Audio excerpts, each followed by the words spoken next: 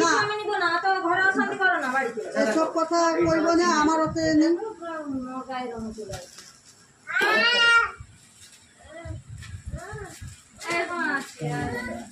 Business করছে আমাদের বেহেনা, খরিদ্দার হচ্ছে ভোলা ধারা, লক্ষ্মী ভোলা এ পেঁচা, এ হচ্ছে কি, তোর নাম কি, তোর নাম কি পেঁচা, এ তুই লক্ষ্মী।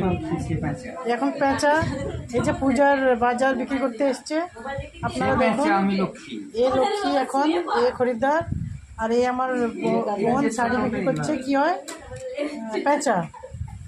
তো এখন শাড়িগুলো আমরা কিনছি সরস্বতী নেই, দুর্গা পূজায় এগুলো পরার জন্য। তো এই যে মামাটা এখানে বসে আছে, ঘুমার নাম নেই।